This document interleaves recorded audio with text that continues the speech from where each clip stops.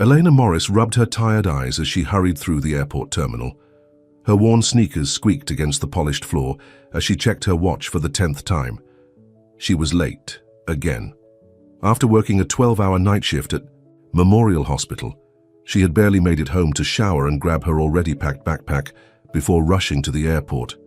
"Gate 23B, she muttered to herself, squinting at the boarding pass on her phone. Her first vacation in 3 years, and she was already messing it up. Since her parents died in that car accident 2 years ago, Elena's life had become an endless cycle of work, bills, and taking care of her younger brother, Tommy. At 26, she felt like she was 46. This weekend getaway to Atlantic City with her nursing school friend Megan was supposed to be her big break. 2 days of no responsibilities, no overtime shifts, and no worrying about Tommy, who was staying with their aunt. Elena's phone buzzed with a text from Megan. "Where are you?"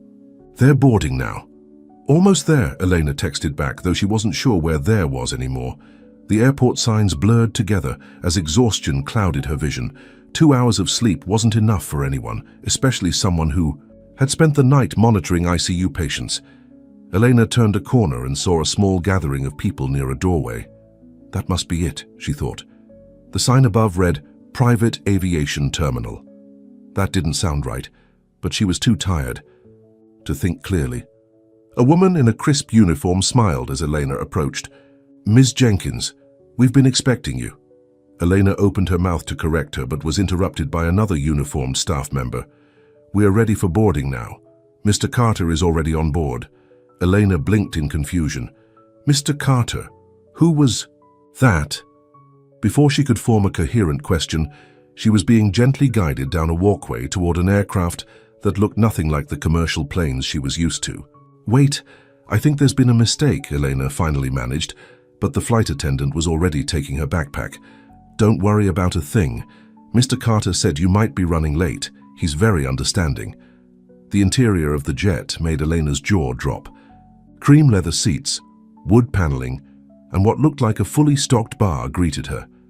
This was definitely not her budget flight to Atlantic City. A man sat with his back to her, looking out the window. As the door closed behind her with a pressurized whoosh, he turned. Elena's tired brain registered several things at once. He was younger than she expected, maybe around 30. He was wearing clothes that probably cost more than her monthly rent. And he was strikingly handsome in a way that made her suddenly conscious of her faded jeans and simple t-shirt. His eyes widened slightly as he saw her, then narrowed in what seemed like curiosity. "You're not Vanessa Jenkins," he said. It wasn't a question. "No, I'm Elena Morris," she replied, clutching her phone like a lifeline. "And I think I just got on the wrong plane." The man's serious expression cracked and a small smile appeared. It would seem so. The engines of the plane hummed to life, and Elena felt panic rising in her chest. "I need to get off. I'm supposed to be on a flight to Atlantic City with my friend." "I'm afraid we're already cleared for takeoff," he said, gesturing to the window where the ground crew was already moving away from the aircraft. "I'm Damien Carter, by the way." "Where is this plane going?" Elena asked, sinking into the seat opposite him as her legs suddenly felt too weak to support her. "Paris," Damien replied simply. "Paris, as in Paris, France?" Elena's voice rose an octave. Damien nodded, studying her with interest. "You really did get on the wrong plane, didn't you?" "I don't even have a passport," Elena exclaimed, then remembered she actually did. It was in her backpack, virtually unused since that one college trip to Canada years ago. "The staff obviously thought you were my companion for the trip," Damien explained, choosing his words carefully. "Vanessa Jenkins is a model I occasionally date. We were supposed to spend the weekend in Paris, but it seems she's been replaced." The full reality of the situation hit Elena like a truck. She was on a private jet to Paris with a complete stranger who thought she was a model, and the plane was already moving. "This can't be happening," she mumbled, running her hands through her messy brown hair. "I need to call Megan. I need to figure out how to get back. I need to breathe," Damien finished for her, his voice surprisingly gentle. He handed her a glass of water that seemed to appear from nowhere. "Drink this." Elena took the water with shaking hands. "Mr. Carter, Damien, please." "Damien, I can't go to Paris. I have a shift on Monday. I have my brother to take care of. I have responsibilities. Something in Damien's expression shifted at the word responsibilities. He leaned back in his seat, studying her. What do you do, Elena Morris? I'm a nurse at Memorial Hospital, she replied automatically. Intensive care unit. Damien nodded slowly. And the brother you mentioned? Tommy. He's 18. Our parents died 2 years ago and I'm all he has. The words came out before she could stop them. Why was she telling this stranger her life story? The plane was now taxiing down the runway, picking up speed. I understand responsibility, Damien said, his voice taking on a more somber tone. More than most. For a moment, they sat in silence as the plane lifted into the air. Elena felt a strange mix of terror and something else, a feeling she couldn't quite name. Look, Damien finally said as the plane leveled off. We're going to Paris, whether we like it or not at this point. Once we land, I can have you on the first flight back to wherever you need to go. You'd do that? Elena asked, surprised by his offer. Of course, this mix-up isn't your fault. He paused, then added with a hint of that earlier smile. Though, I'm curious how you managed to get through private aviation security and onto my plane. Elena felt her cheeks flush with embarrassment. I was so tired. I just finished a night shift and I've barely slept. I saw people gathered at a gate and just followed, and no one stopped you or asked for identification. Someone called me Ms. Jenkins. I tried to correct them, but everything happened so fast. Damien shook his head, looking almost impressed.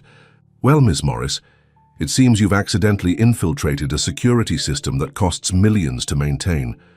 For the first time since boarding the plane, Eleanor laughed. It was a small, tired laugh, but it broke some of the tension.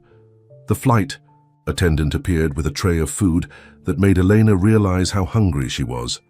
As Damien motioned for her to help herself, she cautiously took a sandwich that looked fancier than any food she'd eaten in months. So, Damien said, watching her with those intense eyes, tell me about being a nurse? Elena wasn't sure why, but she started talking. Maybe it was the exhaustion, or the absurdity of the situation, or the fact that Damien Carter was actually listening, really listening, in a way that made her feel like her words mattered. She told him about her long shifts, about the patients she'd helped save, and the ones she couldn't. She told him about struggling to pay Tommy's college application, fees while keeping up with the mortgage their parents had left behind. In turn, Damien shared small pieces of himself. He ran a technology company. He traveled frequently. He'd lost someone close to him recently, his business partner and best friend, though he didn't elaborate on how. Is that why you're going to Paris? Elena asked. To get away? Damien looked, surprised by her insight. Perhaps, though I'm not sure there's anywhere far enough. Hours passed, and Elena felt herself drifting off to sleep in the comfortable seat. She fought to keep her eyes open, worried about what might happen if she let her guard down. You should rest, Damien said, noticing her struggle. We still have several hours before we land. I can't just fall asleep on a stranger's private jet, Elena protested weakly. I think we've moved past being strangers, Damien replied. Besides, I promised to be a perfect gentleman. There was something in his voice that made Elena believe him. Despite all logical reasons not to, she trusted him. Just a short nap, she conceded, her eyelids already feeling too heavy to keep open. She drifted off to sleep. Elena had the strange thought that maybe, just maybe, getting on the wrong plane wasn't the worst mistake she'd ever made. When Elena woke up, the world outside the plane window had changed. Soft blankets of clouds floated beneath them, tinged pink and orange by the setting sun. For a moment, she forgot where she was, and then it all came rushing back. She straightened in her seat, embarrassed to find that a blanket had been placed over her while she slept. Damien was sitting across from her, working on a sleek laptop. Welcome back, he said without looking up. You've been asleep for almost 6 hours. 6 hours? Eleanor couldn't remember the last time she'd slept that long, uninterrupted. You clearly needed it, Damien replied, finally closing his laptop. We'll be landing in Paris in about an hour. Reality crashed down on Elena again. I need to call my brother and Megan. They must be worried sick. Damien handed her a phone. International service. Take all the time you need. Elena dialed Tommy's number first, relieved when he answered right away. Elena, where are you? Megan called, looking for you hours ago. Tommy, you're not going to believe this, Elena said, glancing at Damien, who had diplomatically moved to give her some privacy. I got on the wrong plane. The wrong plane? What does that even mean? It means I'm currently on my way to Paris, France. The silence on the other end lasted so long that Elena thought they'd been disconnected. Tommy, are you there? You're in Paris. My sister, who hasn't taken a day off in 2 years, is in Paris. Almost in Paris, Elena corrected. It was an accident. I'm coming right back. An accident? How do you accidentally go to Paris? Elena sighed. It's complicated. I'll explain everything when I get back. Are you okay until then? Is Aunt Carol treating you all right? I'm 18, Elena, not 8. I'm fine, but you're really in Paris. That's actually kind of cool. It's not cool. It's a disaster, Elena insisted, though a small part of her couldn't help but agree with her brother. Who are you with? Tommy asked, suddenly sounding suspicious. Elena lowered her voice. The owner of the plane, his name is Damien Carter. Wait, the Damien Carter? The tech genius? The billionaire? What? No, just a businessman named Damien. Look, I have to go. I'll call you when I land, okay? After hanging up with Tommy, Elena called Megan, who was far less understanding. After confirming that Elena was safe, Megan berated her for ruining their weekend plans, before eventually laughing at the absurdity of it all. Only you, Elena, Megan said. Only you could work a double shift and then accidentally end up on a private jet to Paris. When Elena finally handed the phone back to Damien, she felt slightly calmer. Thank you. Everything okay at home? He asked. Yes, just a lot of explaining to do. Elena paused, then added, My brother seems to think he knows who you are. He called you a tech genius and a billionaire. Something flickered across Damien's face. Discomfort, maybe. I own a successful technology company, he said carefully. Your brother might have read about it. Before Elena could ask more questions, the plane began its descent, and the lights of Paris appeared below them, countless twinkling stars spreading. Out in every direction. It's beautiful, Elena whispered, pressing her face against the window. It is, Damien agreed, but when she turned, he wasn't looking at the city lights. He was looking at her. The private jet touched down smoothly at Charles de Gaulle Airport. Elena felt her heart racing as the reality of being in Paris, actually in Paris, began to sink in. This wasn't supposed to happen to people like her, people who worked double shifts and clipped coupons and worried about making rent. We'll be escorted through a private terminal, Damien explained as the plane taxied to a stop. No customs lines. Elena clutched her backpack nervously. Is that even legal? Damien's lips curved into a small smile. Perfectly, just one of the perks of private travel. A sleek black car was waiting for them on the tarmac. The driver, a middle-aged Frenchman named Michel, greeted Damien with familiar respect and Elena with curious glances. To the hotel, sir? Michel asked as he held the car door open. Yes, please, Damien replied, then turned to Elena. Unless you'd prefer to go straight to the airport for a return flight? Elena hesitated. The sensible thing would be to turn around immediately, to go home to Tommy and her job and her responsibilities. But the lights of Paris glowed in the distance, and something inside her rebelled at the thought of leaving, without seeing anything of the city she'd dreamed about visiting since she was a little girl.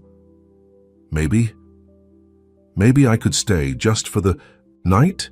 The words tumbled out before she could stop them. My next shift isn't until Monday evening. Surprise flickered across Damien's face, followed by something that looked suspiciously like pleasure. The hotel has plenty of rooms. You'd have your own space, of course. I couldn't let you pay for... Eleanor, Damien cut her off gently. You're here because of a mix-up that wasn't your fault. Let me at least make sure you're comfortable before you go back. Too tired to argue and too tempted to refuse, Elena nodded. Thank you. The car glided through the streets of nighttime Paris, and Elena found herself pressing her face against the window like a child. The Eiffel Tower sparkled in the distance, and elegant buildings lined the wide boulevards. It's even more beautiful than I imagined, she whispered. When was the last time you traveled? Damien asked, watching her reaction with interest. A trip to Canada during nursing school. 6 years ago, Elena turned to look at him. "I'm guessing. You travel all the time?" "Too much," he admitted. "It lost its magic a long time ago." "That's sad," Elena said simply. Damien looked at her thoughtfully. "Maybe it is." The hotel was unlike anything Elena had ever seen.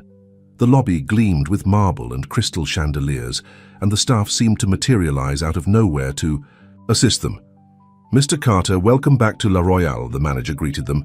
"We've prepared the presidential suite as requested." "Thank you, Jean-Paul. We'll also need a separate room for Ms. Morris." Jean-Paul barely blinked at the change in plans. "Of course, sir. We have a lovely junior suite available on the same floor." Elena followed in a daze as they were escorted to an elevator with gold-plated doors. Her room, a junior suite that was bigger than her entire apartment back home, featured a balcony with a view of the Eiffel Tower and a bathroom with a tub she could practically swim in. "Is everything satisfactory?" Jean-Paul asked as the bellhop delivered her backpack. Elena nodded, not trusting herself to speak. "Mr. Carter has arranged for a selection of clothes to be delivered in the morning," he continued. "If you need anything at all, simply dial 0 on the telephone." After they left, Elena sank onto the edge of the king-sized bed, overwhelmed. She'd gone from rushing to catch a budget flight to Atlantic City to staying in a luxury hotel in Paris in less than 24 hours. It felt like she'd stumbled into someone else's life. Her phone buzzed with a text from Damien. "Breakfast at 9? The E. Hotel restaurant is on the roof. Incredible views." Elena hesitated before typing back. "Okay, but I need to figure out a flight home tomorrow." His reply came quickly. "We'll sort it out. Sleep well, Elena." Despite her exhaustion, Elena found it hard to fall asleep. The bed was too soft, the room too quiet, the situation too surreal. She kept expecting to wake up in her cramped bedroom in New Jersey, late for her shift again. When she finally drifted off, she dreamed of flying over cities of light, with Damien Carter's mysterious eyes watching her from across endless skies. Morning came with golden sunlight streaming through curtains she'd forgotten to close. For a moment, Elena was disoriented. Then it all came rushing back. Paris, the private jet, Damien Carter. A glance at her phone showed it was already 8:30. She'd slept nearly 10 hours, something she hadn't done in years. Elena rushed to shower, wincing as she put on the same clothes from yesterday. As promised, at exactly 9 there was a knock at her door. A hotel employee stood there with several garment bags and boxes. "Compliments of Mr. Carter," the woman explained in accented English. "He thought you might appreciate some fresh clothes."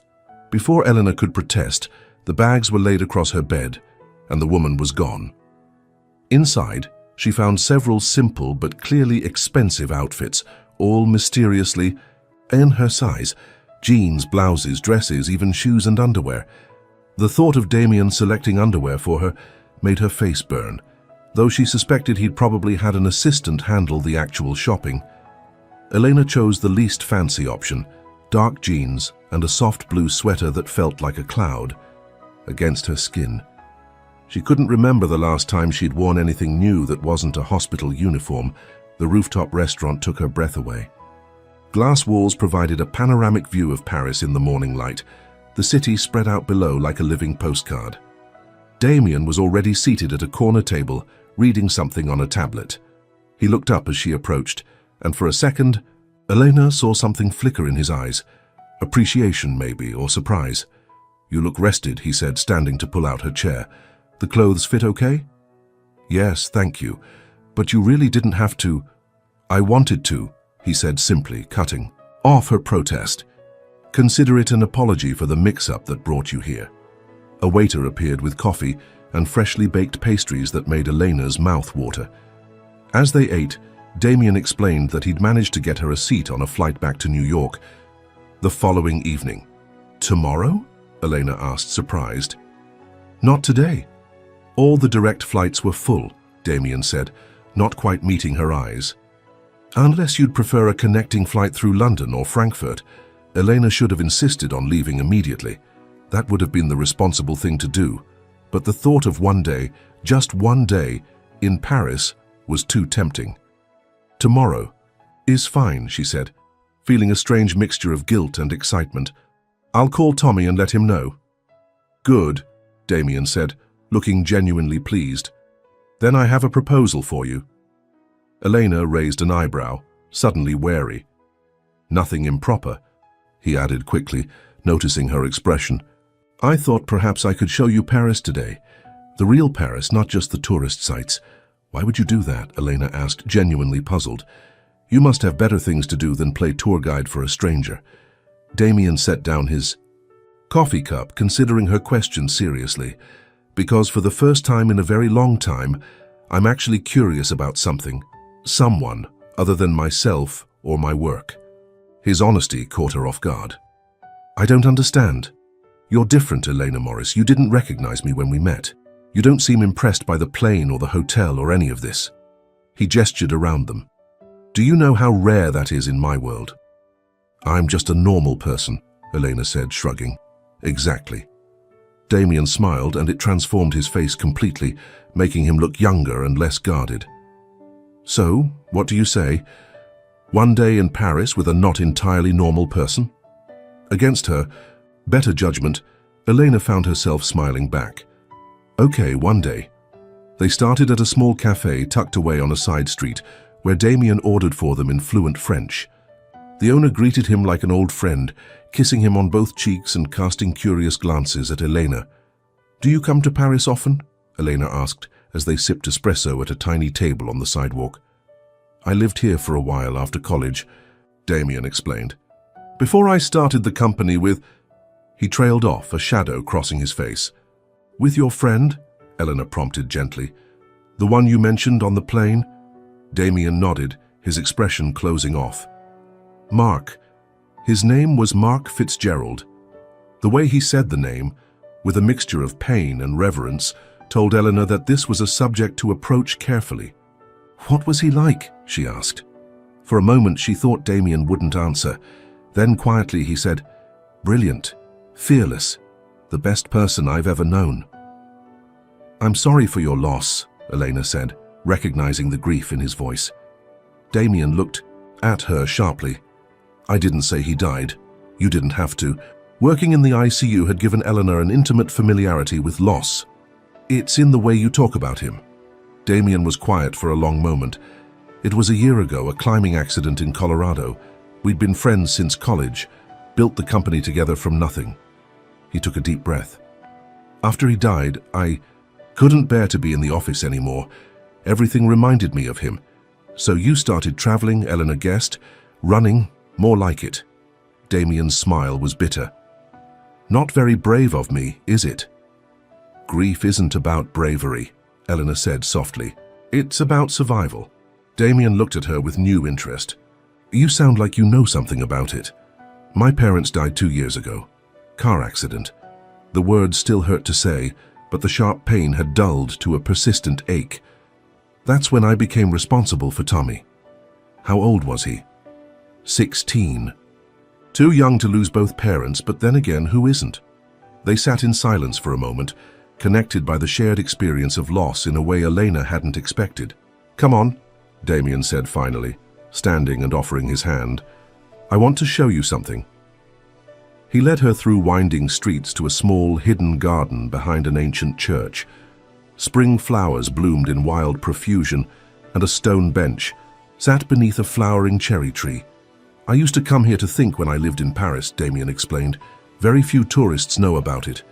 They sat on the bench, watching as pink petals drifted down around them like snow. "It's peaceful," Eleanor said, feeling some of the tension leave her shoulders. "Mark and I once had a plan to retire in Paris," Damien said, looking up at the branches above them. "We were going to buy apartments in the same building, grow old complaining about young people in French." Elena smiled at the image. "That sounds nice." "It was never going to happen," Damien admitted. "We were both too obsessed with the company. Always one more project, one more deal." He shook his head. "Now, I'd give anything to have that time back." Elena understood that feeling all too well. How many times had she picked up extra shifts, missing Tommy's soccer games or school events, always thinking there would be more time later. "We can't change the past," she said gently. "Believe me, I've tried. Damien looked at her with those intense eyes that seemed to see straight through her. What would you change if you could? I'd have spent more time with my parents, Eleanor admitted, especially in those last few years. I was so busy with nursing school and then my career that I just assumed they'd always be there. That's the trap, isn't it? Damien said quietly. We're always looking forward, never at what's right in front of us. For a moment, their eyes met, and Elena felt something shift between them, a connection deeper than polite conversation between strangers. The moment was broken by a church bell ringing nearby. Hungry? Damien asked, standing and offering his hand again. This time Eleanor took it without hesitation. They spent the afternoon wandering through parts of Paris that Elena suspected most tourists never saw. Local markets, hidden courtyards, tiny bookshops and art galleries tucked away in historic buildings. Damien was a different person here, away from the private jets and luxury hotels. More relaxed, more open, occasionally even funny. He told her stories about his college days with Mark, about their first failed business attempt, a food delivery app that crashed on its first day, and about finally hitting it big with their security software company, Mark Technologies. In turn, Elena shared stories about growing up in a small New Jersey town, about her decision to become a nurse after her grandmother's illness, and about Tommy's dreams of becoming a doctor. He's smart enough, she said proudly as they walked along the Seine in the late afternoon light. He got accepted to several good pre-med programs. I'm just worried about the cost. Scholarships? Damien asked. Some, but not enough. I've been taking extra shifts to help with tuition, but... She trailed off, not wanting to dampen the day with financial worries. Damien frowned slightly but didn't press the issue. As the sun began to set, they found themselves at a small restaurant on a quiet street in Montmartre. The owner greeted Damien warmly and led them to a corner table with a candle and a small vase of fresh flowers. I hope you like authentic French cuisine, Damien said as they settled in. Marcel doesn't believe in menus, he just cooks what's fresh that day. The food was incredible, simple but perfectly prepared dishes that made Elena close her eyes in appreciation with every bite. Damien ordered a bottle of wine that probably cost more than her weekly grocery budget, but she decided not to think about that. Why nursing? Damien asked as they lingered over dessert, a delicate chocolate souffle that melted on Elena's tongue. I like helping people, she said with a shrug, and I'm good at staying calm in emergencies. That's it? No dramatic story. About a childhood illness or a TV show that inspired you? Elena laughed. Sorry to disappoint you. Not everything has to have a dramatic backstory. In my experience, the most important choices usually do, Damien replied. Elena thought about it for a moment. Well, there was my grandmother. She got sick when I was in high school. Cancer. The nurses who took care of her were amazing. They made a terrible situation bearable. Not just for her, but for our whole family. She paused, remembering. One night, when Grandma was in a lot of pain, this nurse named Sarah sat with us for hours after her shift ended.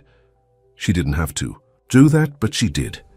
I wanted to be that person for someone else. Damien was watching her with a warmth in his eyes that made Elena's heart beat a little faster. What? She asked, suddenly self-conscious. You're remarkable, Elena Morris, he said softly. You know that, right? Elena felt her cheeks flush. I'm really not. I'm just doing my best with what I've got, which is exactly what makes you remarkable. Damien reached across the table and touched her hand lightly. Most people in your position would be bitter or looking for an escape, but you just keep going, taking care of everyone around you. I don't have a choice, Eleanor said, though she didn't pull her hand away. We always have choices, Damien replied. You've chosen to be strong when it would be easier not to be. The way he was looking at her made Elena feel both seen and exposed in a way that was both thrilling and terrifying. This man, this wealthy, complicated, grieving man, seemed to understand her better after one day than people she'd known for years. As they walked back to the hotel under a sky full of stars, Elena found herself wishing that tomorrow would never come. That she could stay in this bubble of Paris with Damien Carter, where real life and all its problems seemed very far away.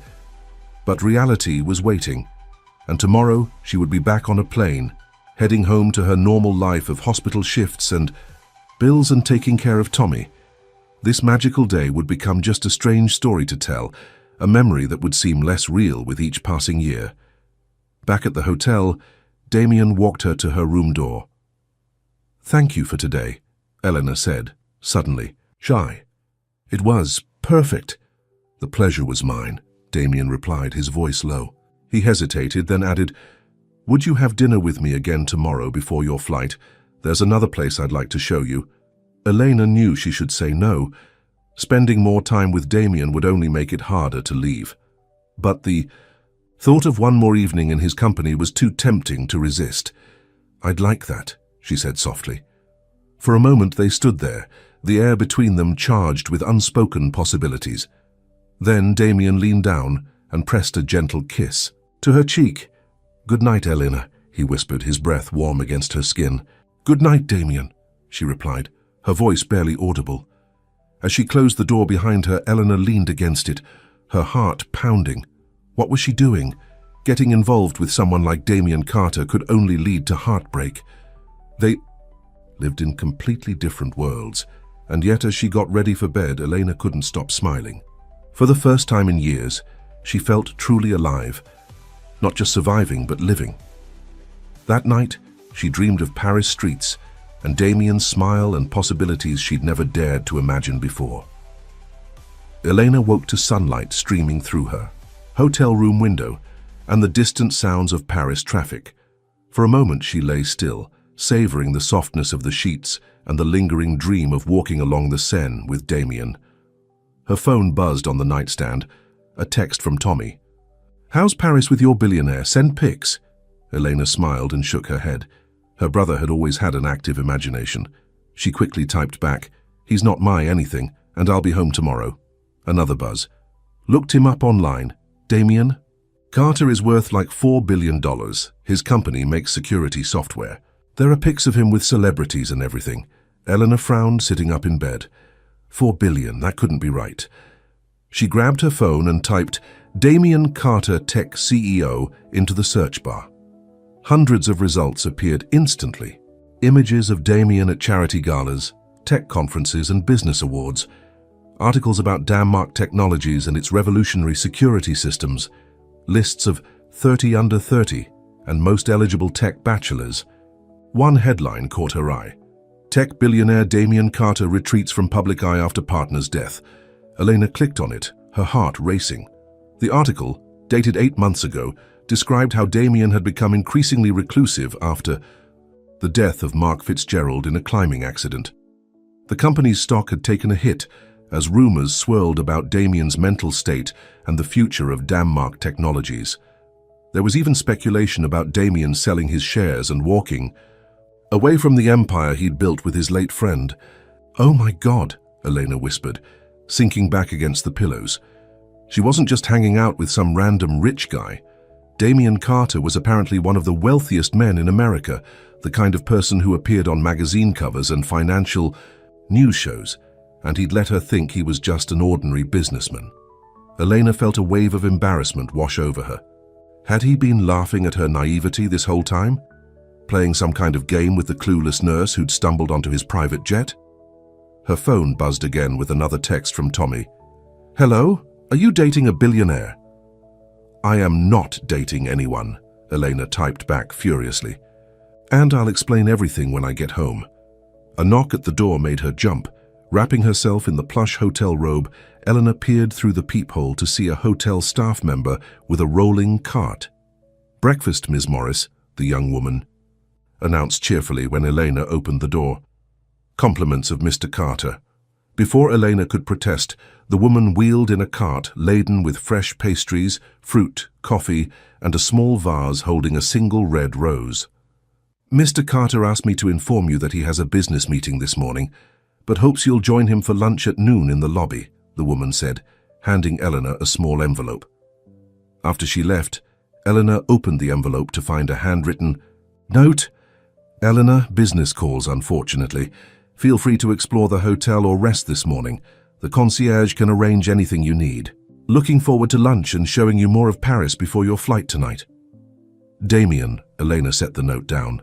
her feelings a complicated mix of anger, confusion, and, she had to admit, a lingering attraction that hadn't been dimmed by her discovery of Damien's true status. She ate the breakfast, which was delicious despite her turmoil, then showered and dressed in another of the outfits that had been delivered, a simple sundress that fit her perfectly. Instead of waiting in her room, Elena decided to explore the hotel.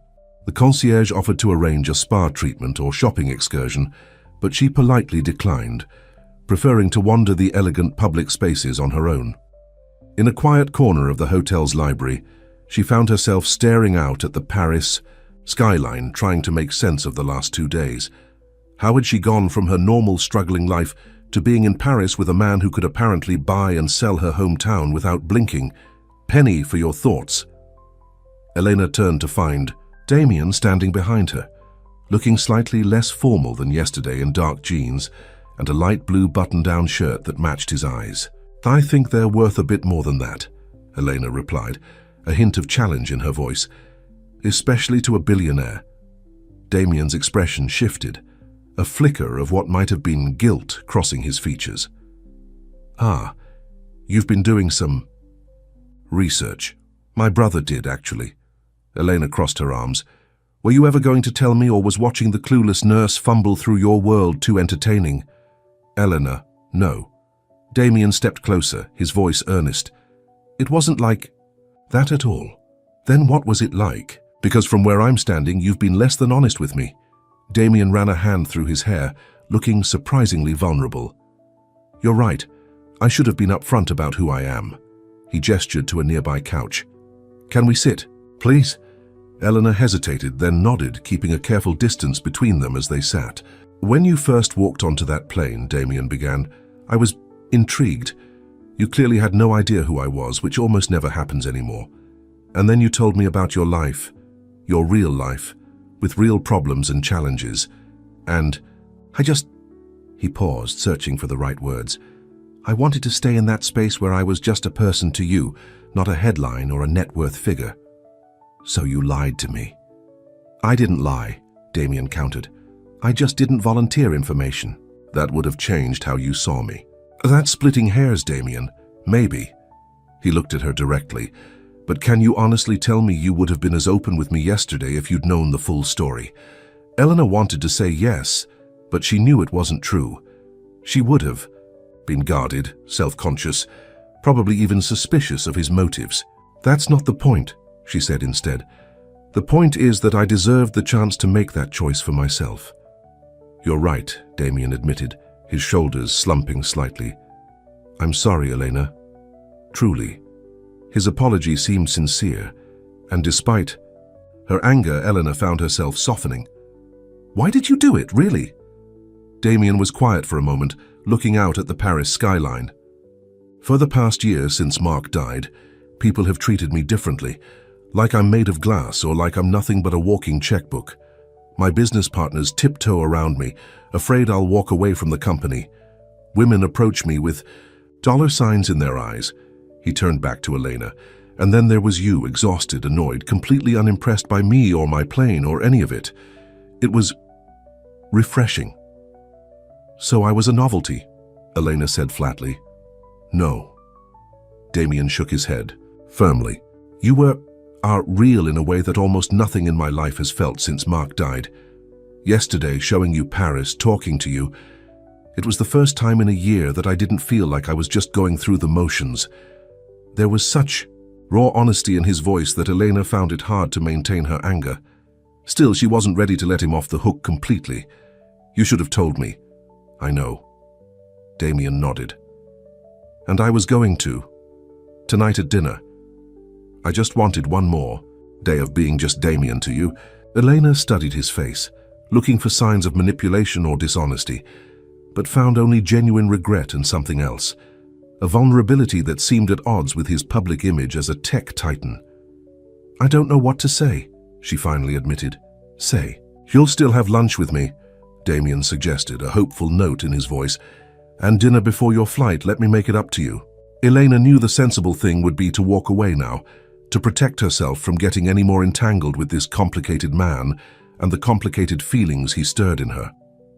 but the thought of spending her last day in Paris alone seemed unbearably sad. "Okay," she agreed cautiously. "Lunch, but I want you to be honest with me from now on. No more convenient omissions." "Deal." Damien's relief was palpable. "Complete honesty from here on out." Lunch was at a small cafe overlooking the Seine, far from the luxury hotel and the touristy areas of Paris. As they ate simple but delicious French food, Damien answered all of Elena's questions about his life. He told her about growing up with wealth but distant parents, about meeting Mark at MIT, where they'd bonded over their shared interest in computer security, and about the wild, early days of their company. "We were living on ramen and working 20-hour days," he recalled with a small smile. "Even after we got our first big investment, we kept our office in Mark's garage for another 6 months. We were too busy coding to bother moving." "When did he—" "You know you'd made it?" Elena asked, genuinely curious. "There was this moment," Damien said, his eyes distant with memory. "We just signed our first government contract. Mark and I went to this dive bar we used to hang out at in college and ordered the cheapest beer on the menu, same as always. The bartender recognized us from a story in the business section of the newspaper and tried to give us champagne on the house. Mark just laughed and said, 'We're still beer guys, maybe always will be.'" Damien's face clouded. That was Mark. Always grounded, always authentic. After he died, I lost that anchor. "Is that why you've been traveling so much?" Elena asked, gently. "To find a new anchor?" Damien looked at her with surprise, as if she'd articulated something he hadn't quite figured out himself. "Maybe. I've been calling it clearing my head. But yes, I think that's exactly what I've been trying to do." They spent the afternoon walking along the Seine, talking with an ease that belied their short acquaintance. Eleanor found that knowing the truth about Damien actually made it easier to connect with him.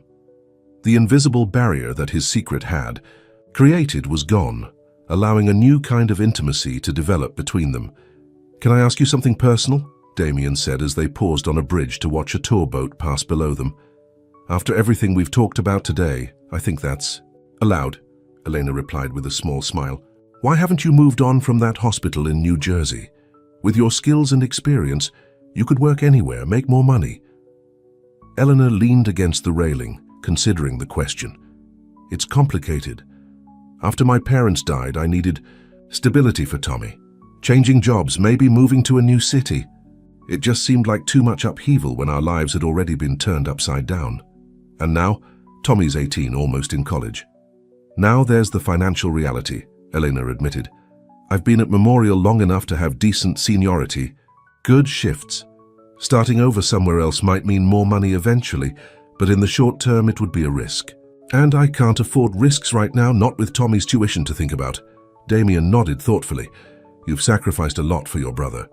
"It's not a sacrifice when it's someone you love," Elena said simply. "Still," Damien persisted, "don't you ever think about what you want for yourself? Dreams you've put on hold?" The question hit closer to home than Elena was comfortable with. Of course she had dreams. Travel, further education, maybe even a relationship someday with someone who understood her complicated life. But those things had seemed so far out of reach for so long that she'd gotten used to not thinking about them. Sometimes, she admitted. But dreams don't pay the bills. "They could," Damien said quietly, "with the right support." Elena tensed, immediately understanding what he was suggesting. "I don't want your money, Damien." "I know you don't," he replied quickly. "That's not what I meant." "Then what did you mean?" Damien seemed to struggle with his words, which was unusual for him. "I meant that maybe there's a way for you to have both, stability and dreams." Before Eleanor could respond, a street musician nearby began playing a hauntingly beautiful melody on a violin. The moment shifted, the conversation suspended in the notes of the music. As evening approached, they made their way to Montmartre, climbing the steps to the highest point in Paris. The city spread out below them, beginning to twinkle with lights as the sky darkened. "Your flight leaves in 3 hours," Damien said, breaking the comfortable silence that had fallen between them. "We should probably head back to the hotel soon so you can get your things." Elena nodded, a heaviness settling in her chest at the thought of leaving. These 2 days in Paris with Damien had been like a beautiful dream. But reality was waiting back home. Hospital shifts, bills, and the day-to-day struggles that defined her life. "Thank you," she said softly, "for everything. This has been more than I ever imagined." "Elena," Damien turned to face her, his expression serious. "What if you didn't get on that plane tonight?" She blinked in surprise. "What?" "Stay," he said, the word holding more weight than its single syllable suggested. "Stay in Paris with me." "Damien, I can't just—" "Why not?" He stepped closer, his eyes intense. "Tommy's with your aunt. You're not on shift until Monday evening. That's 2 more days." Elena's heart raced at the possibility. 2 more days in Paris, 2 more days with Damien. "I don't know. I have a house here," Damien continued, "just outside the city. It's peaceful. We could go there, spend some time away from everything, get to know each other better." The offer was tempting. So tempting that Elena almost said yes immediately. But a warning voice in the back of her mind held her back. "Damien, we live in completely different worlds," she said gently. "Whatever this is between us, it can't go anywhere real." "Why not?" he challenged. "Because I have money and you don't? That's just a circumstance, Elena, not a definition of who we are." "It's not that simple, and you know it," Elena countered. "Your life is private jets and luxury hotels and business empires. Mine is hospital shifts and student loans and making ends meet." "Those are just details," Damien insisted, taking her hands in his. "They don't have to define us or what we could be to each other." Elena pulled her hands away, suddenly afraid of how much she wanted to believe him. "They're not just details, Damien. They're realities. And the reality is that I have responsibilities that I can't walk away from, not even for this." She gestured between them, not quite able to name what this was. Attraction? Connection? The beginning of something that might be love if given time to grow? Damien's face fell, disappointment clear in his eyes. "I understand responsibilities. Helena, I'm not asking you to abandon them. I'm just asking for a little more time." "Time for what?" Elena asked, her voice barely above a whisper. "Time to see if what I'm feeling for you is real," Damien answered honestly. "Because it feels real, Elena. More real than anything has felt in a very long time."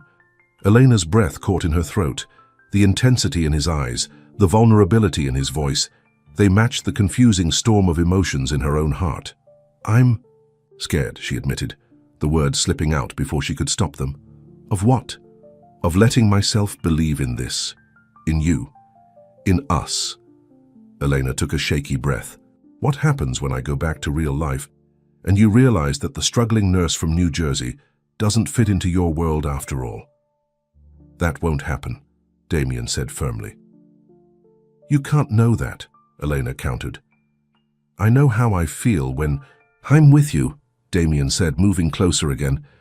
"I know that for the first time since Mark died, I'm thinking about the future instead of just trying to escape the past." He reached up to touch her cheek gently. "Stay, Elena. Not forever. Just 2 more days. See where this might lead." Elena closed her eyes, leaning slightly into his touch.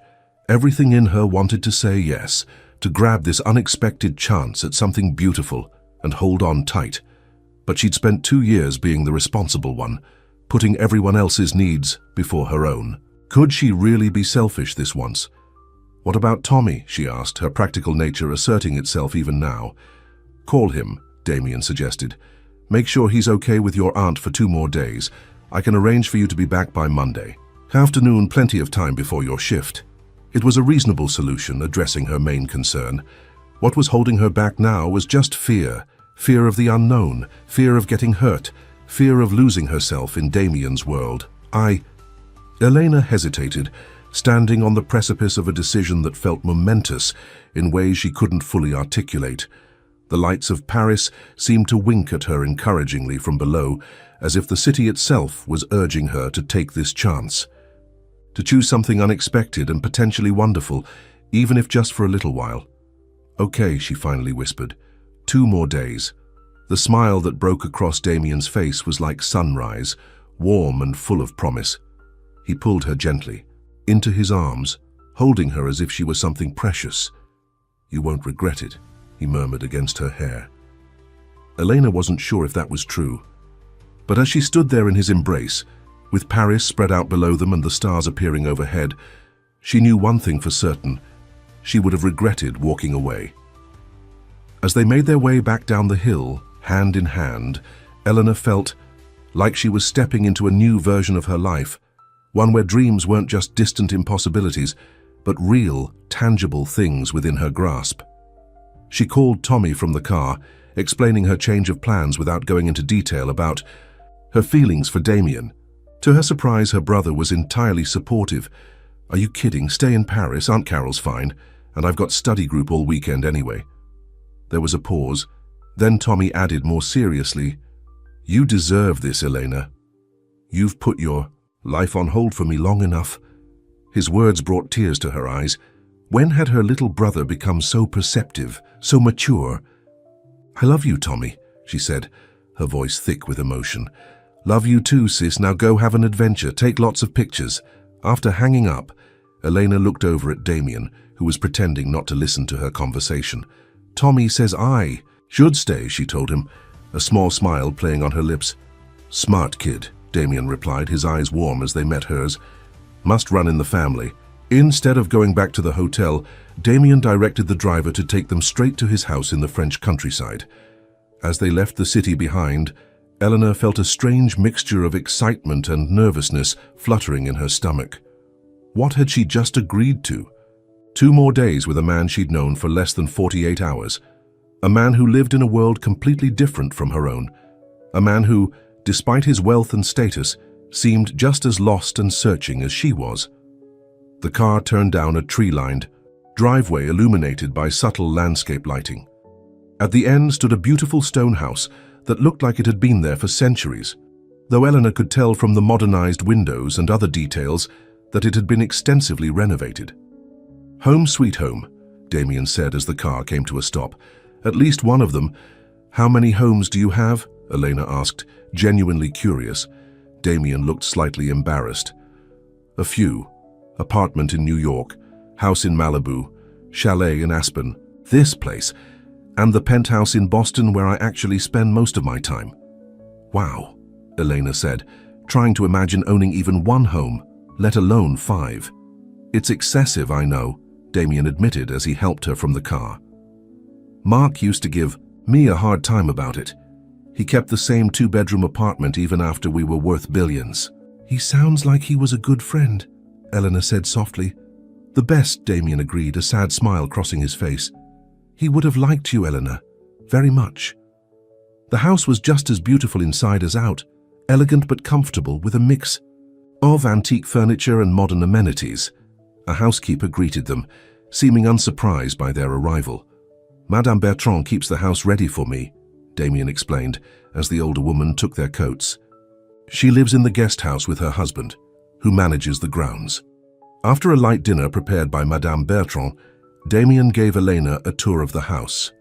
The library, with its floor-to-ceiling bookshelves and comfortable reading nooks, was her favorite room. "This is amazing," she said, running her fingers along the spines of leather-bound classics. "I could spend days in here." "You're welcome to," Damien said, watching her with a fond expression that made her heart skip.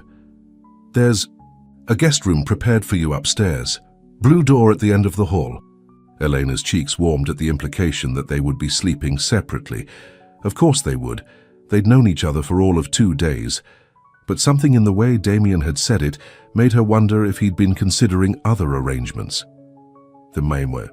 Thought sent a shiver of anticipation through her that she tried to ignore. Later, as she settled into the luxurious guest room with its canopy bed and view of the moonlit garden, Elena found herself wondering what she'd gotten herself into. This felt like a fairy tale. The ordinary girl swept into a world of luxury and romance by a handsome, wealthy man. But fairy tales weren't real, and reality had a way of reasserting itself eventually. In 2 days, she would be back in New Jersey, back to her real life. And what then? Would Damien Carter, billionaire tech CEO, really want to continue whatever this was with a nurse who could barely make ends meet? As she drifted off to sleep, Eleanor told herself not to get too attached. not to believe too much in this beautiful fantasy. But her heart, already starting to fall for the complicated man down the hall, wasn't listening. Elena woke to sunlight, streaming through the windows of her guest room. For a moment she lay still, taking in the elegant surroundings, the antique furniture, the silk curtains, the plush carpet beneath her feet as she finally slid out of bed. It felt like she'd stepped into someone else's life, someone who belonged in beautiful French country houses with billionaires down the hall. After a shower in the marble bathroom that was bigger than her entire apartment bathroom back home, Eleanor, dressed in a simple sundress from the clothes Damien had bought her, she made her way downstairs, following the scent of coffee and fresh bread. She found Damien in the kitchen, dressed casually in jeans and a light sweater, talking to Madame Bertrand in fluent French.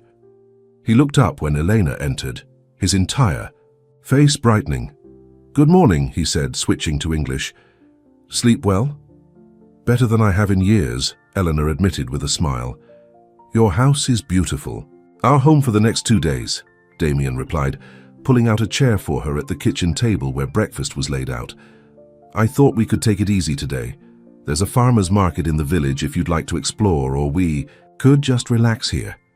The gardens are lovely this time of year." The casual way he spoke about their time together, as if it were the most natural thing in the world for her to be here with him, made Elena's heart flutter. It was dangerous. How quickly she was getting used to his presence, his attention, his world. "The market sounds nice," she said, helping herself to a croissant that looked and smelled heavenly. "I've never been to a real French farmer's market." "Then that's what we'll do," Damien said, pouring her a cup of coffee. After breakfast, of course. The village was like something from a postcard. Stone buildings with flower boxes in the windows, narrow cobbled streets, and a central square where local farmers and artisans had set up their stalls. Damien seemed to know everyone, greeting villagers by name and introducing Elena as his friend from America. The way he navigated this simpler world, so different from private jets and luxury hotels, surprised her. "You seem comfortable here," she observed as they browsed a stall selling local honey. "More so than in Paris even." Damien nodded, a thoughtful expression on his face.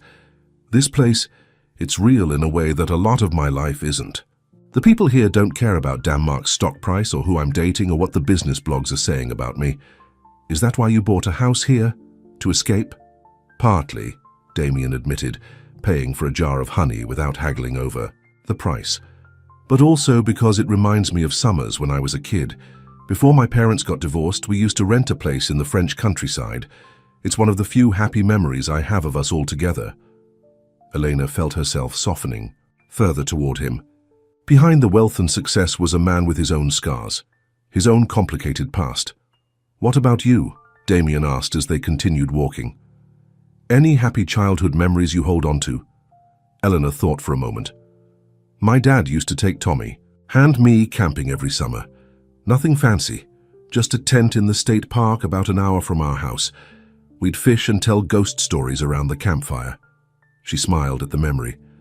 "My mom would always pack way too much food and insist we call her every night to make sure we hadn't been eaten by bears." "Were there actually bears?" Damien asked, grinning. "Maybe 1 or 2, Elena laughed, "but they were more interested in the campground dumpsters than in us." They spent the morning wandering through the market, buying fresh bread, cheese and fruit for a picnic lunch. The villagers treated them like any other couple, with no hint that they recognized Damien as anything other than a friendly American who owned a house nearby. It was liberating in a way Elena hadn't expected, to be just Elena and Damien, two people enjoying a beautiful day together, with no past or future complicating the present. After the market, Damien drove them to a secluded spot by a river where ancient willow trees provided shade from the midday sun. They spread a blanket on the grass and unpacked their market purchases. "This is perfect," Elena sighed, leaning back on her elbows and tilting her face toward the dappled sunlight filtering through the leaves. "Yes, it is," Damien agreed, though when she glanced at him, he wasn't looking at the scenery but at her. The intensity in his gaze made her blush. "You're staring," she pointed out, suddenly self-conscious. "Sorry," Damien said, not looking sorry at all. It's just, you look happy, relaxed. It suits you." "I am happy," Eleanor admitted, surprising herself with the simple truth of it. "Happier than I've been in a long time." "Good," Damien said softly. "That's all I want." They ate their simple feast, talking about everything and nothing. Favorite books and movies, places they'd like to visit, childhood dreams. It felt both ordinary and extraordinary, this easy conversation between them. After lunch, they walked along the river hand in hand. Elena couldn't remember the last time she'd held hands with someone, probably not since her brief relationship with a fellow nursing student years ago. It felt good, this simple human connection. "Tell me something, real," Damien said suddenly as they paused to watch a family of ducks paddle past. "Something you haven't told anyone else." Elena considered the request. "Sometimes I resent Tommy," she admitted, the words difficult but somehow necessary. "Not him exactly, but the responsibility. I was 24 when our parents died. I had plans, dreams, a job offer at a research hospital in Boston." She sighed. "I gave it all up without hesitation because Tommy needed me, and I don't regret it, not really. But sometimes I wonder what my life would have been like if things had been different." Damien squeezed her hand gently. "That doesn't make you a bad person, Elena. It makes you human." "Your turn," she said, relieved by his lack of judgment. "Tell me something real." Damien was quiet for a long moment, staring out at the water. "I blame myself for Mark's death," he finally said, his voice low. "We were supposed to go on that climbing trip together. It was an annual tradition, our way of disconnecting from work and just being friends again. But I cancelled at the last minute because of an important client meeting." His jaw tightened. "If I had been there, maybe I could have prevented the accident. Or maybe you would have been in the accident too," Elena said gently. "You can't know what would have happened." "That's what my therapist says," Damien admitted with a sad smile. "But knowing it logically doesn't change how I feel." Elena understood that all too well. How many times had she wondered if she could have saved her parents if she'd been home that weekend instead of picking up an extra shift at the hospital? "Grief isn't logical," she said, wrapping her arms around his waist and resting her head against his chest. "And neither is guilt." Damien held her close, his heart beating steady under her ear. For a long moment, they simply stood there by the river, two wounded people finding comfort in each other's understanding. That evening, they cooked dinner together in the spacious kitchen, a simple pasta dish with fresh ingredients from the market. Elena was surprised to discover that Damien knew his way around a kitchen. "Mark's mom taught us both to cook in college," he explained as he expertly chopped garlic. "She said no son of hers, biological or honorary, was going to live on ramen and takeout." "She sounds like a wise woman," Elena said, grating Parmesan cheese. "She was," Damien agreed. "She died about 5 years ago. Cancer." He paused in his chopping. "Mark took it hard. He was an only child, and after his dad left when he was a kid, it was just the two of them." "I'm sorry," Elena said softly. Damien nodded, then continued preparing the meal. "That's why I understood what you were going through with Tommy. Mark talked a lot about what it was like losing his only parent, how it changed everything."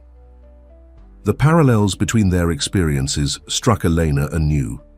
Despite their vastly different circumstances, there was a core of shared understanding between them, of loss, of responsibility, of having to redefine who you were in the aftermath of tragedy. After dinner, they settled in the library with glasses of wine, sitting close together on a comfortable sofa. A fire crackled in the fireplace, casting a warm glow over the room. "This doesn't feel real," Elena confessed, looking around at the beautiful room with its shelves of leather-bound books. "Being here with you like this." "It is real," Damien assured her, his arm draped casually across her shoulders. "Maybe more real than anything else in my life right now. But tomorrow I go back to New Jersey," Elena reminded him, "back to hospital shifts and bills and real life."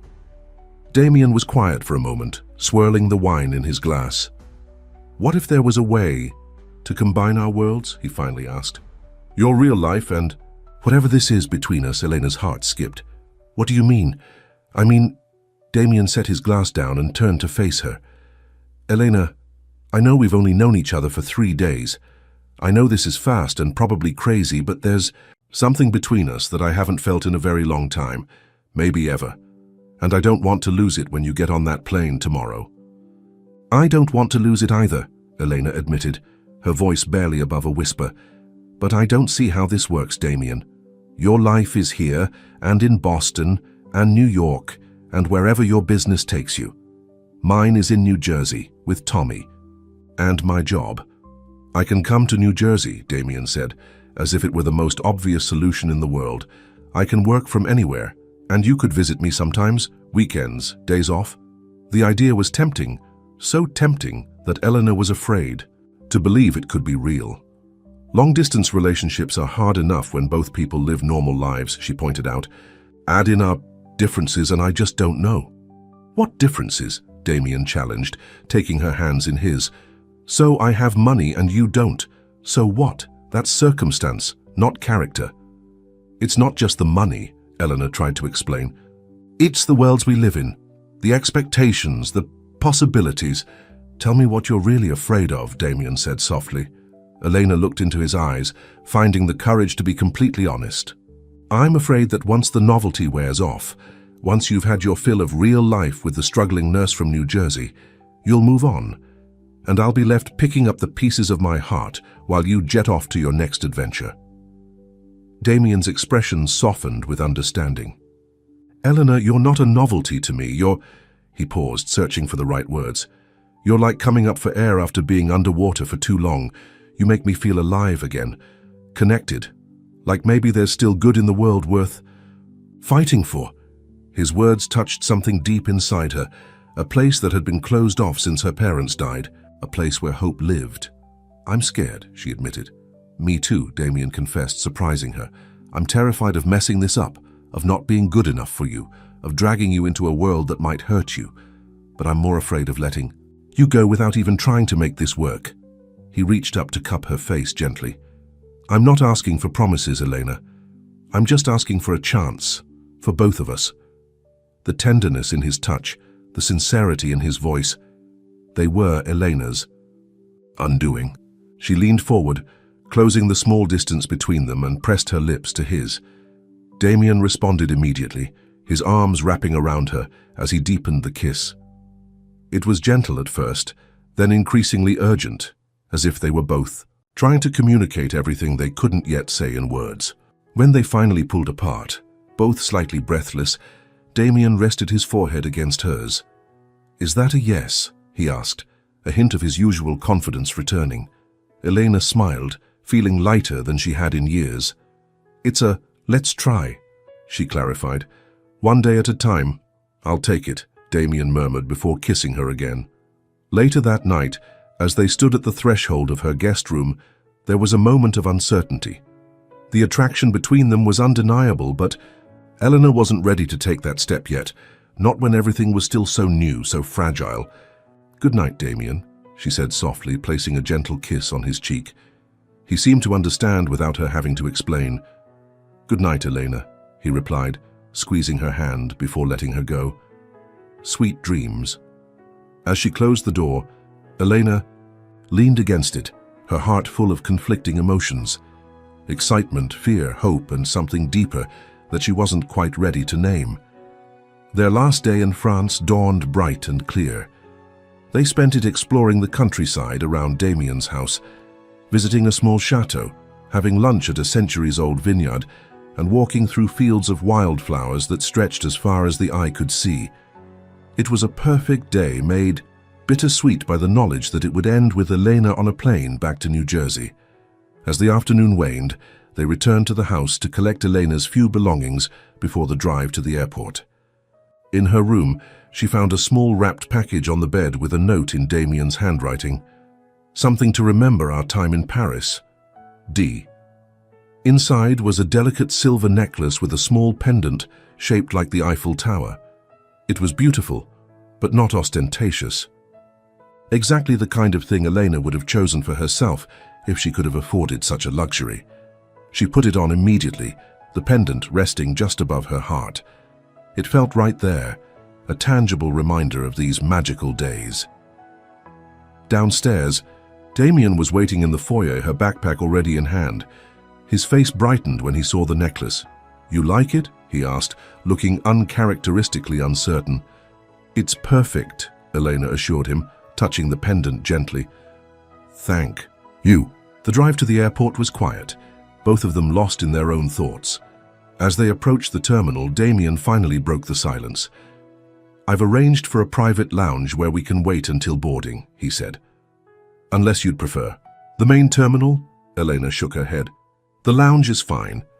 The thought of saying goodbye to Damien in a crowded airport terminal was too much to bear. The private lounge was luxurious but tasteful, with comfortable seating and large windows overlooking the runways. A staff member discreetly took Elena's boarding pass, promising to let them know when it was time to board. Once they were alone, Damien pulled Elena into his arms, holding her close as if trying to memorize the feel of her. "I've arranged for a car to meet you at JFK," he said against her hair. "It will take you straight home." "You didn't have to do that," Elena protested weakly. "I wanted to," Damien replied, pulling back to look into her eyes. "It's the least I can do." "When will I see you again?" Elena asked, the question that had been weighing on her mind all day. "I have meetings in Boston through Wednesday," Damien said. "But I could fly to New Jersey on Thursday evening if that works for you." The idea that he would rearrange his schedule to see her so soon made Elena's heart swell. "Thursday would be perfect. I'm off Friday." "Then it's a date," Damien said, a smile spreading across his face. "Our first official date." "What would you call the past 3 days?" Elena asked, raising an eyebrow. "The prologue," Damien replied, kissing her lightly. "The best prologue I've ever read." The announcement that her flight was boarding came all too soon. As they walked toward the gate, Damien kept a possessive arm around her waist, as if reluctant to let her go even for a moment. At the security checkpoint, the furthest point Damien could accompany her, they stopped. This was it. The end of their fairy tale interlude and the beginning of whatever came next. "Call me when you land," Damien said, his voice rough with emotion. "I don't care what time it is. I want to know you're safe." "I will," Elena promised, fighting back tears. Why was this so hard? She'd known him for only 3 days, but they hadn't been ordinary days. They had been days of connection, of understanding, of finding something neither of them had been looking for, but both desperately needed. "Eleanor," Damien said, taking her face in his hands, "these past 3 days have been... I don't even have words for what they've been." "Life-changing?" Eleanor suggested, managing a small smile despite the tightness in her throat. "Exactly," Damien agreed. "And I want you to know that whatever happens next, whatever challenges we face in trying to make this work, I'm all in. 100%. The sincerity in his voice, the intensity in his eyes, they left no room for doubt. Whatever this was between them, Damien felt it just as strongly as she did. "I'm all in too," Eleanor whispered, surprised by how true the words felt. Damien pulled her close for one last kiss, deep and passionate and full of promise. When they finally parted, both slightly breathless, he pressed his forehead to hers. "This isn't goodbye," he said firmly. "It's just, see you soon." "See you soon," Eleanor echoed, forcing herself to step back, to turn away, to walk toward security, and away from the most extraordinary 3 days of her life. As she handed her boarding pass to the security officer, Elena glanced back one last time. Damien was still standing where she'd left him, watching her go with an expression that made her heart ache in the best possible way. The flight back to New York felt surreal. Elena sat in first class, Damien's doing, of course, surrounded by business travelers and wealthy tourists. 3 days ago, she would have felt completely out of place. Now she simply reclined her seat and closed her eyes, remembering Paris streets and countryside picnics and the feel of Damien's hand in hers. When the plane landed at JFK, it was late evening. As promised, a driver was waiting with a sign bearing her name. The black town car that whisked her through New York traffic and across the bridge to New Jersey was a stark contrast to the bus she would normally have taken. True to her word, She called Damien as soon as she was in the car. "You landed safely?" he asked, answering on the first ring. "Yes, just now. The car is very nice, thank you." "You're welcome," Damien said, and she could hear the smile in his voice. "How was the flight?" "Lonely," Eleanor admitted. "I kept turning to tell you something and remembering you weren't there." "I know exactly what you mean," Damien said softly. "My house feels empty without you in it." They talked until the car pulled up in front of Elena's modest apartment building. The contrast between Damien's world and hers had never been more apparent than in that moment. The luxury car idling outside the slightly run-down building where she rented a 2-bedroom walk-up. "I'm home," she told Damien, a touch of self-consciousness creeping into her voice. "I should go. Tommy's probably waiting up." "Of course," Damien said. "Call me tomorrow." "I will," Elena promised. "Good night, Damien." "Good night, Elena." Sweet dreams. As she climbed the stairs to her apartment, Elena felt like she was moving between worlds, from the fairy tale of Paris and Damien back to the reality of her everyday life. Tommy was indeed waiting up, eager to hear all about her unexpected adventure. As she told him a carefully edited version of the past 3 days, Elena found herself touching the Eiffel Tower pendant around her neck, a tangible reminder that it hadn't all been a dream. Later, lying in her own familiar bed, so different from the luxurious accommodations she'd grown accustomed to, Elena stared at the ceiling, wondering how she would ever reconcile these two parts of her life. How could Damien Carter, with his private jets and country estates, ever truly fit into her world of hospital shifts and budget concerns? And yet, as she drifted off to sleep, she found herself not worried but hopeful. Because underneath all the external differences, she and Damien had connected on a level that transcended wealth or status. They had seen each other, really seen each other in a way that felt rare and precious. Thursday couldn't come soon enough. The next few days passed in a blur of normalcy that felt anything but normal to Elena. She went back to work at the hospital, did laundry, helped Tommy with college applications and paid bills. But through it all there was a new lightness in her step, a glow that her colleagues noticed and commented on. "What happened on that trip?" her friend Megan asked during their lunch break. "You're different." "Good different or bad different?" Eleanor asked, unable to suppress a smile. "Good," Megan decided, studying her face. "Really good. Like you've woken up or something." That was exactly how it felt, like Elena had been sleepwalking through her life for the past 2 years and had suddenly opened her eyes to find the world brighter, more vibrant, full of possibilities she'd forgotten existed. She and Damien talked every day, sometimes just quick calls to say good morning or good night, sometimes hour-long conversations that left her smiling long after they'd ended. He was in Boston for meetings, as he'd said, but he sent her photos of his day and asked about hers, creating a bridge between their separate lives. On Thursday morning, Eleanor woke to a text from Damien. "Can't wait to see you tonight. My flight lands at 6. Dinner at 7:30? She texted back immediately. "Can't wait either. 7:30 is perfect." As she got ready for work, Eleanor found herself wondering what Damien would think of her apartment, her neighborhood, her real life. Would he be put off by the simplicity of it all? Would he finally realize how different their worlds truly were? But as she touched the silver pendant that hadn't left her neck since he'd given it to her, Elena pushed those doubts aside.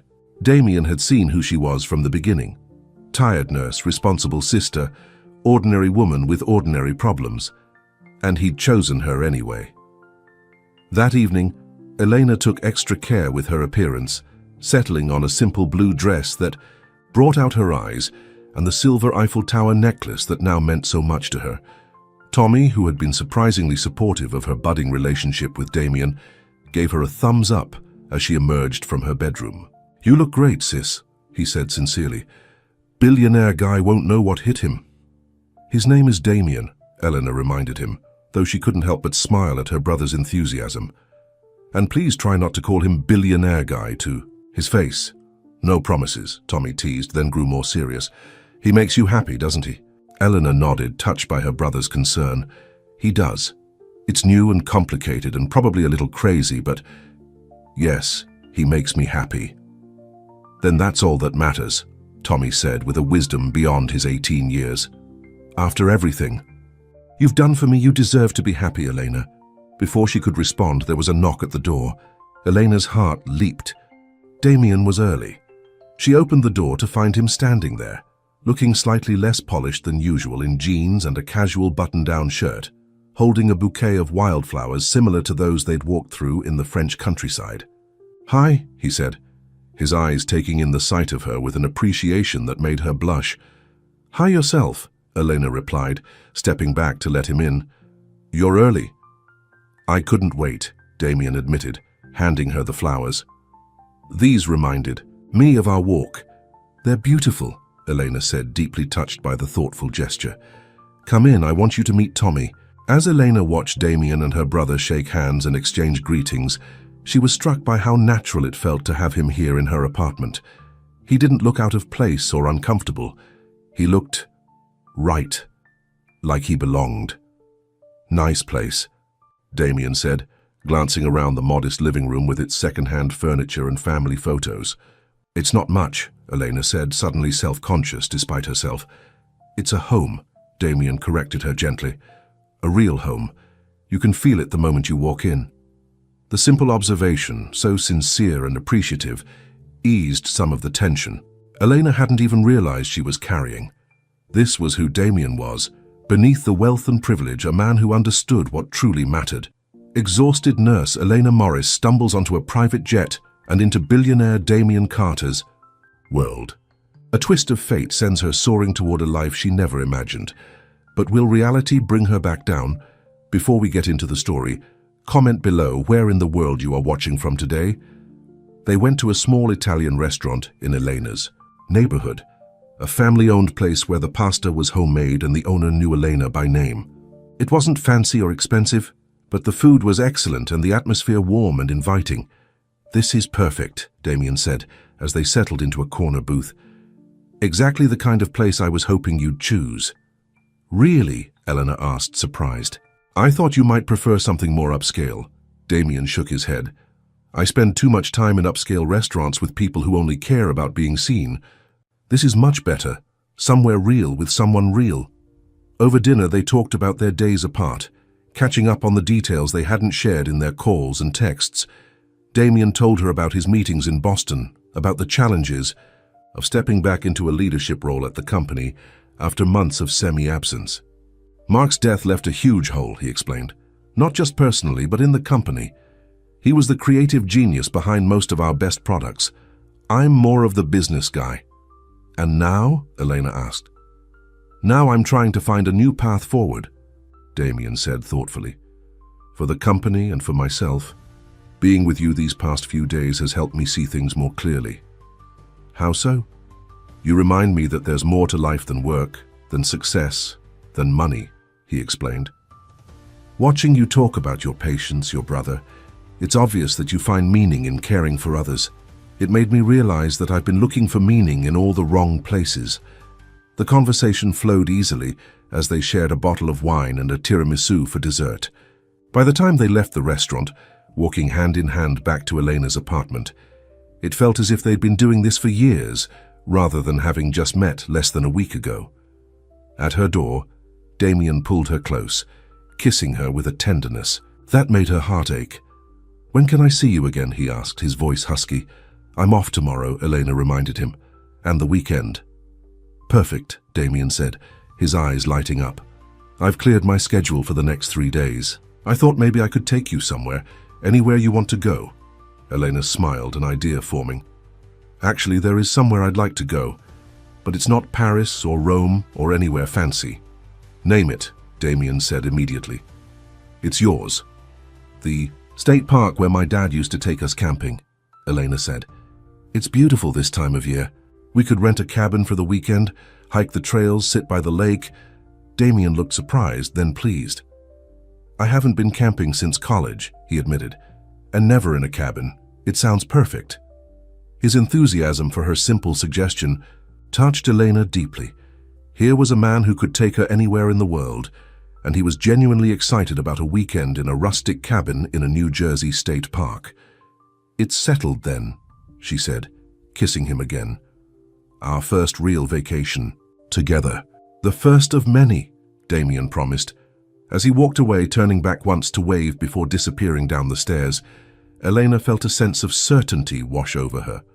Whatever challenges lay ahead, and there would be many in this unlikely relationship, they would face them together, because sometimes the wrong plane leads to exactly the right destination, and sometimes the heart finds its home in the most unexpected places.